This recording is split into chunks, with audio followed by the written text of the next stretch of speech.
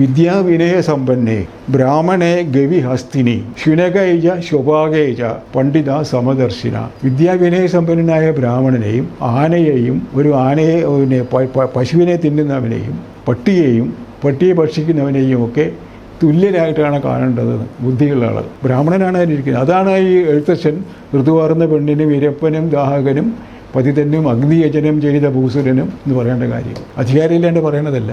ഭക്തി പ്രസ്ഥാനം ശരിക്കും പറഞ്ഞാൽ അധകൃതരുടെ പ്രസ്ഥാനമായിരുന്നു. ഈ സൂക്ഷ്മമായി പറഞ്ഞാൽ ഈ വേദവ്യാസൻ കർത്തവനാണ്, ശ്രീകൃഷ്ണനും കർത്തവനാണ്. അത് കഴിഞ്ഞിട്ട് പിന്നെയും അതിപ്പോൾ തന്നെ വന്നു. അപ്പോഴാണ് കുറേ കാലം കഴിഞ്ഞപ്പോൾ വീണ്ടും വിവേകാനന്ദനും ബാക്കിയുള്ളവരൊക്കെ വരുന്നത്. ഈ റിണയസൻ്റെ കാലം, അത് എഴുത്തച്ഛൻ്റെ കാലം തൊട്ട് ഇവിടെ ഈ ഭക്തി പ്രസ്ഥാനത്തിൻ്റെ കൂടെ റിണയസൻസ് വന്നതാണ്. ആ റിണയസൻസിൻ്റെ ഫലം ഇല്ലാണ്ടാക്കാനാണ് ശരിക്കും പറഞ്ഞാൽ ഇപ്പോൾ ഈ പറയുന്ന RSS വന്നിരിക്കുന്നത്. ഡയലക്റ്റിക്സ് ആണ് ശരിക്കും. ഇപ്പോൾ ഈ ഡയലക്റ്റിക്സ് ഒരു ആഗോള അടിസ്ഥാനത്തിൽ ബിറ്റ്വീൻ ടെക്നോളജി ആൻഡ് നോളജ് അവിടേക്ക് പോവുകയാണ്.